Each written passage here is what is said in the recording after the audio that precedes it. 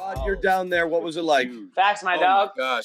Well, first of all, it took me a minute to get here because everyone around me is talking about "Let's go Warriors." I'm thinking like, y'all just got your ass whipped. Y'all don't even get be a voice in the conversation. So don't talk about the NBA Finals. Who's gonna win? Who's gonna lose? Sit your ass down and go home. And just chill, relax. No, they're used to that, Sherrod, because when LeBron left, that's what they did. They go Warriors. Let's go. So they're used to it against the Miami. But listen, this was a game that I said this from the beginning. I thought that talent and toughness were going to collide in this game. The Celtics, I thought, were the more talented team. Miami, I thought up to this point, had been playing tougher basketball. And the ability for the Celtics to really, frankly, maximize that talent to compensate for the toughness that Miami brought to the table. That was the difference. Tatum played one of it. I mean, here's the thing. The numbers don't reflect it in the very end, but Tatum and Brown had the best decision-making game of them, I think, ever. I mean, they had two turnovers between the two of them for most of this game. Made some good passes tonight. There were moments where I thought Jalen specifically decided to pull back rather than go all the way into the hole and either reset it or take a mid-range jump shot. I thought this was maybe from a thinking standpoint, the most thoughtful game those two guys have had. And as you were saying earlier, Al did so many low-key but important things, particularly down the stretch. I thought he was Mr. Fourth Quarter for them. His defense, his rebounding, his presence out there. He was giving them if we're being honest and real, he was giving them what they were hoping to get from Rob. Rob was brutal. And we're not going to talk too much about Rob. We're not. But it was horrible. And we can just move on from that. Take a few days off and figure it out. But you're right. Yeah. The decision-making was great with these guys. They did their best there. The finishing was frustrating. I feel like if they hit their layups, it's another thing. You're not even worried about the closeness of this game.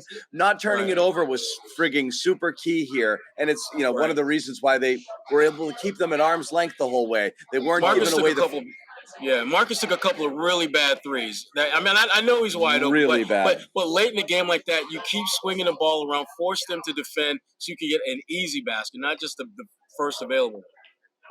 It felt like they were trying to hit that knockout punch, around it. And that you don't need that when you're up like that in Game 7 on the road. You just need to play, just keep the ball moving. They were all technically good shots, but you still didn't really want them there in that situation. You want great shots at that point. You don't want good ones. You want great ones because great ones are going to count. Good ones, a little dicey. And obviously, the Celtics, they lucked out for, as Joe Sway was talking about earlier, that Jimmy 3. And it was online, too. Damn, it was online. That looked good. And the broadcast, was criticizing that three-pointer by Jimmy Butler. I don't understand that at all. I mean, like, dude, you got a clean look. I know you're not the best three-point shooter. I don't like it at all. I don't like it at all. You don't like anything, though, but it doesn't matter. It's not his game. It's not his game. John, he can hit three-pointers. He also hits 80% of his shots in the lane or he gets fouled. Just go to the bucket. But he had to go to the bucket. You know what, though? It's easy to say that now, but if he hits that three-pointer on transition, we're talking about a bad shot, transition three, and blah, blah, blah, and like Jimmy Butler being a killer. So hero ball. 25, 20. You know what, though? You know what, John? He is the hero. He is the hero on that team. He is the hero, so he deserves to take that shot. He has every right to take that shot. That was an opportunity to steal their way into the finals because they got their asses kicked for 3+ quarters. And Jimmy, I think part of his thinking was, we got a chance to steal this right now. Right. And this is a shot that I've made more than I usually do. No, guys, he's shooting. He's a 24% three-point shooter the last 3 years. John, and I get what you're saying, Sherrod. What you're saying is it's almost akin to an underdog team scoring a touchdown and going for 2 at the end of the game because they don't want to go to overtime because they're worried what's going to happen. So you're right. He tried to get it all in one shot. I still think Jimmy Butler, for what he's able to do in the paint or get to the line, he's automatic in transition there. Oh my God, he gives away a tie for a 1-in-4 shot at a win. I didn't think it was worth give it But away, anyway, dude. Like, I mean, like you're acting like it was 100% chance. I'm happy he took that shot. I'm happy he took that shot. That's what I want. Jimmy Butler pull up 3 in transition. Absolutely the shot I wanted on that possession. Yeah. So he's fine. He killed us. He killed the Celtics so many times with that shot in this series. Right. Thank you. I guess I kind of put myself in Jimmy's shoes in that particular moment. I would have damn sure raised up for that shot. Absolutely. This team has been kicking our ass this entire game, and a tie at this point.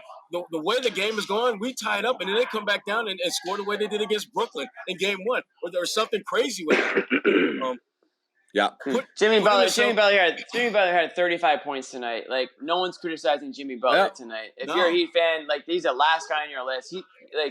He's the only reason you even got to a Game 7. You know, Bam actually did step up tonight. Like, give him credit for that. But those two guys are the only reason you even got to a Game 7. So yeah, Butler pulled up. He got a clean look. I mean, he's a freaking NBA player. Yep, and I'm glad he took it. He should be able to hit that shot, though. Yeah, I'm glad he took it too. But if he hit it, John, you wouldn't be sitting here like, I can't believe he took that shot. He would never make that exactly. shot. I don't think he would. Right? No way. So it's not. It was a horrible shot. Doesn't matter. It happened. Whatever. The Celtics are moving on. Are we going to talk about the Warriors, or are we not going to talk about the Warriors? Not yet. Because I'm not here for an hour and a half. I'm out of here soon. I got to talk about the Warriors at some point. Damn, sorry to interrupt your nightly plans, Jimmy. Damn. My bad. Jimmy, you act like this shit happens all the time. So Jimmy, I'm gonna NBA Finals. Jimmy, I'm gonna open up. Jimmy's like, I gotta go. Sorry, guys. Jimmy, I'm gonna open up a separate room for you where you can go and talk Warriors, and we're gonna hang out here. And don't worry, the people will be there too. Me and John. All right. No, Jimmy, that's your John, give him a homeschool assignment so we can just move on and just do what Jimmy, how about if I cheers you? Will that make it all better? That would make me feel a little bit better. Yeah. All right, let me ask Sherrod and Joe Sway this because me and John, nice when the Celtics going to the finals. John and I, we jumped on at the start of the show, so I've already talked about this game. I want to know what you guys think. I mean, Sherrod, you're there. I said how I was very impressed by Tatum, Brown, and Horford tonight. Am I missing something? Well, I think you got to also look at what Derek White and Grant Williams were able to do early on in the game. I mean, one of the big question marks about the Celtics in this entire series was what could they possibly get out of their bench? And their bench early on was outplaying the hell out of Miami. And I know you don't have Tyler Hero who came back. He might as well have not came back because, I mean, those were 7 useless minutes. In fact, I mean, you go back and you look at the game. When he got into the game, the Celtics targeted him on 4 consecutive possessions. Marcus was the only one that was able to score. And I think the reason he was the only one to score because they could not. They were slipping and sliding all the damn drool on their chins when they saw he was on the floor. Because it was. That's accurate. They just locked in and just like Tyler's in the game. I got this one. Tyler was back wearing his little blouse. He was wearing his blouse at the end of the game. Yeah.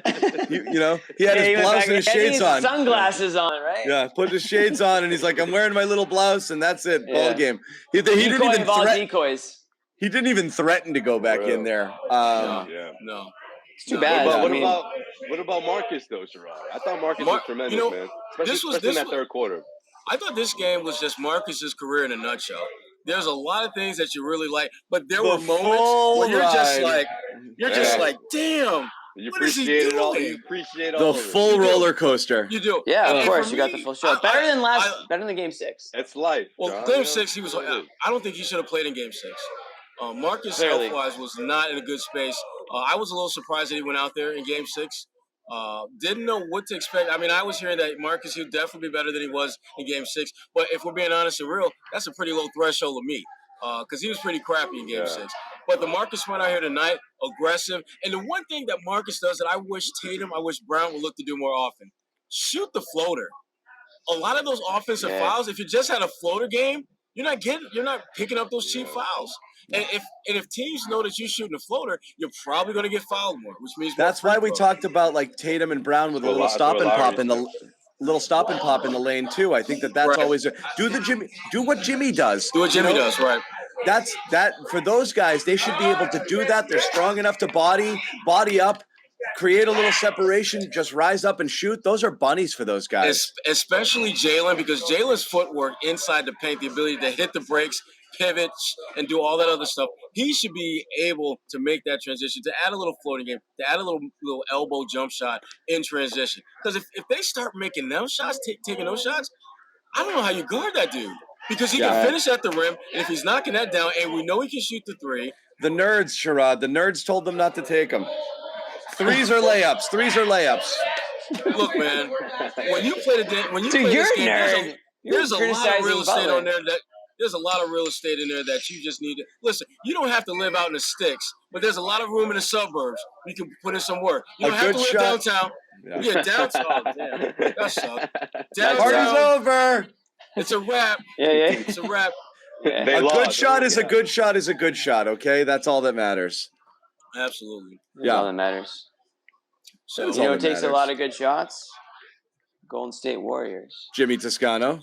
Well, I take a lot of shots. Not all of them are good. Into a finals preview right now. Damn, Jimmy. Bro, I'm excited. I'm excited for what's next. I look forward. I'm Jimmy, forward. Jimmy, we all worked at NBC together, right? And then we realized, like, the reason you don't go into previewing the opponent right now is because you got to do it for 5 more days, and you just run out of gas. Jimmy. So we're not doing it for 5 more days. So the producer is screaming, "Don't talk about the Warriors." Someone's been doing it because tomorrow's show is going to be about the Warriors, and then the day after. Oh, that's true. I just found out we're doing a show every single day. I just found that out on the show tonight. That we're doing a show every single day. Okay, my bad. And then in a couple of days, you know, Draymond's going to say something crazy. You're going to talk about that. Yeah. Guys, it's not that I want to. I don't want to preview the series. I just want to acknowledge the fact that the Celtics are going to be in the NBA Finals against the Golden State Warriors, and I just want to cheers to that, Jimmy. Cheers to that. Cheers to that. Yep. Yeah, I know. Look at you, John. Keep the cheers going. I know what you're doing right now. You're not above me right now. You're not on my vibe. Yeah, we're not vibing. You think you're saying something, or you're not? No, I'm just saying. Listen. Things are going to change quickly for the Celtics, so they can celebrate all they want tonight, and so can everybody else at home.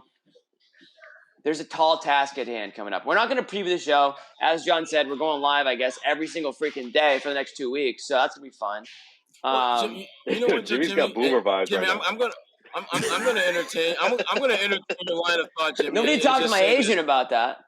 What you guys? Here's the thing about this finals. For Golden State, it's going to be like looking back at themselves when they started their dynasty. Because when you look at the age of their top players, you look at the way that they got to the finals, it really is like going back in time for them. And if you're the Celtics, your blueprint for getting here looks a lot like Golden State's. You grew into this role. You did not. It wasn't a smooth transition. And, you know, again, one of the things that I've talked about a lot of times when you win a championship is you're going to need some breaks that you absolutely did not plan for. People forget that Golden State's first championship came with the starting point guard on the opposing team either being out altogether or missing significant time in every single series.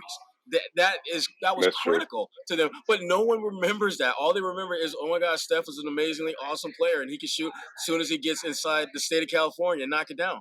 People forget that they got a lot of breaks. They got a lot of breaks. And also, speaking of breaks, that's true. Speaking of breaks, remember when you know Steph had all those issues with his foot and ankle, and they weren't really sure, are we going to sign him long term? Are we going to see what his trade value is? And they decided to double down and made him a centerpiece of what they do, and the rest is history.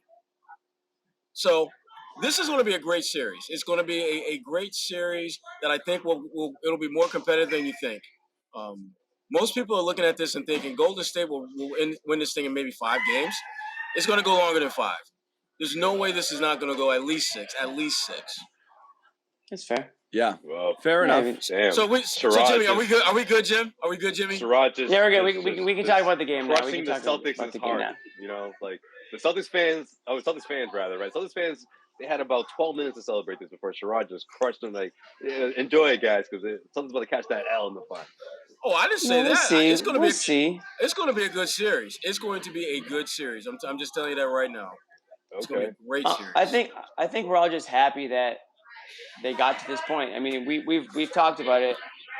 The fact that they're even in this position compared to where they were 3-4 months ago is crazy. So we all have to kind of be, you know, it's kind of like almost a pinch yourself situation that we're even in this situation that they're going to the NBA Finals. Well, you know what's the best part about this, Jimmy? And Joseph, Jimmy just popped this in real quick. The best part is we don't have to talk about, can Jalen and Jason win together? Can they get it done? I'm still not so sure. Oh, Sherrod, you know John Zandis, right? Hold on, John.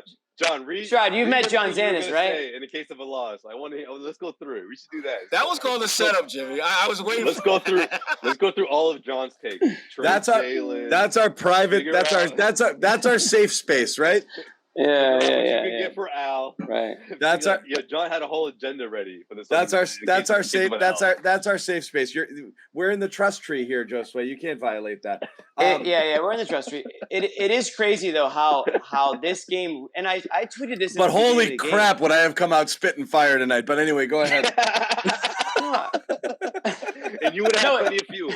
You would have plenty of fuel. Oh man. Oh my gosh. Jimmy makes that shot. If Butler makes that three, man, this is a completely different show. You know? Jimmy. It's true. 100% true. I tweeted it before the game. I said, this game feels like it's going to dictate the next like 3 or 4 seasons for the Celtics. Other than that, it's just a regular game. It was a referendum. For sure. If they lost this game, the name Romeo would have been mentioned. Maybe. Right. It was a referendum on Tatum and Brown, fair or not. What's funny is I hate that game. I don't like to play the 1 win versus 1 loss as a reason why you make a judgment. You can assess what to do with things, win or lose, based on whether you think you can get better or whether you think you've got what you need or where you want to improve. To me, it has nothing to do with what you did in a single game. However, that's the conversation that would have been had. And as Sherrod said, I'm glad we can avoid that conversation because it is very reactive to just a moment. If Butler 25% 3-point shooters 3 goes down or Strus's 3 doesn't get taken away, the game changes. I don't know that the Celtics are any more deficient or any less capable of winning than they would have been had those things not happened based off of one or a couple of different sets of circumstances. It was a weird game. A weird series, no flow, no momentum, 2 teams that make life really hard on one another. If you're sitting there, like I said, I want to peek in on the Miami postgame show, and they're freaking out about missed free throws and bad officiating and a zillion other things that they can probably pinpoint on how in the world did we lose to these guys. So it goes both ways. A lot of this stuff does. I just know in the first half, it was 22-8 in favor of Miami and free throw attempts. 22-8. Yeah. Free throw attempts that they would take. Jimmy Butler had as many free throw attempts. I think he had more free throw attempts than the Celtics had as a team. So the officiating was not great at all in this game, but they did all series. I mean, just a weird series, uneven everything. No flow, no rhyme or reason why something was a foul one time and not another time. And just everything was weird all series long. Yeah. Neither team ever got into a good flow. Both teams' half-court offenses were really struggling for long stretches of time. Teams were turning it over. It was a series where you had a lot of things to be frustrated about, regardless of which team. And that's a credit to the Heat and the Celtics, who are really good at making you play left-handed, making you play poorly, taking away your strength. Yeah. And they did it. And so, I mean, again, this was a rock fight sort of game. It's hard to feel great about it because it's not just this, big high-flying domination, Golden State hitting 83s. And like, you just, it's a garden party. This series would be different. I mean, Golden State obviously can play a really good defense. And honestly, they probably had the best defense in basketball before Draymond went down, and they ceded that crown to the Celtics. But it's another team with frigging really, really, really, really, really stifling defense. It's going to make life hard on you here. So, again, we're not going to spill it all in this matchup, but whatever challenges they face here, they're going to have a whole new set of challenges against a team that's going to make life hard for you next round. Yeah, for sure. Facts, my dog. Facts, my dog. For real. Facts, my dog. Doesn't matter. We feel good about it. Go ahead, Josue. Well, no, the one thing I got to point out is Jason Tatum finally showing up in that fourth quarter. And I say finally because that game 6, it just didn't sit well with me. It was the one thing where I'm like, if this carries over to game 7, forget it. You're not going to survive that against the Jimmy Butler and the Miami Heat team. The hunger from that team in a game 7 opportunity at home, no chance. And Jason Tatum, he didn't disappoint in that fourth quarter. He took those big shots. He made some big shots, but I just wanted to see him continue to take those looks. Whether it's the 3-pointers, which he was getting some criticism for, or whether it was trying to be aggressive. Sure, he did, get some offensive fouls in a couple of drives, but he also started to think about the way the Miami Heat were defending him. He started to find Jaylen Brown down low. He started to find other guys, open. And then picking his spots, when to score, when to attack. Like, that's exactly what he has to be every single game throughout the NBA Finals. He can't be one of those, let me put up this dud so I can make it up for it in the next one. That's not going to work. It's not going to fly against this Golden State Warriors team. And I don't want to get into a preview as well, but my point is, he's got to leave that in the Eastern Conference Finals, because that's the shit that happened in the series against the Milwaukee Bucks. Something that I thought that he left in that series, and to see it come back against the Miami Heat, I thought was surprising, to be honest. In a game where you could have closed this team out on your floor, and you did that. But look, you bounced back nicely in this one. Obviously,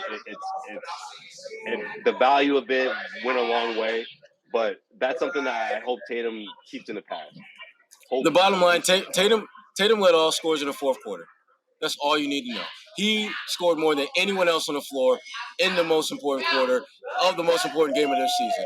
And that's what top 5 Tatum has to do. He had a much better, more efficient game 6 when you look at the numbers, but not nearly as impactful as what he did tonight. When you look at the scoring, you look at the assists, you look at the low turnover numbers. I think he finished with what? I think 2, maybe. I know Jalen had 4. Jalen ended up with 4, but he had 0 in the first half and got a little loose in the second. Tatum only had 2 for the game. Yep. Right, and 1 in the first half, 1 in the second, and that when a guy is passing the way he was and still able to score, that's what you need from top 5 Tatum. That's what you need, and that's the only shot they're going to have to compete against a team like Golden State, who's got. I mean, we're not even going to get into all that they got, but the bottom line is this: you need Tatum at his best when the lights are most bright, and that was the fourth quarter of this game, and he showed up.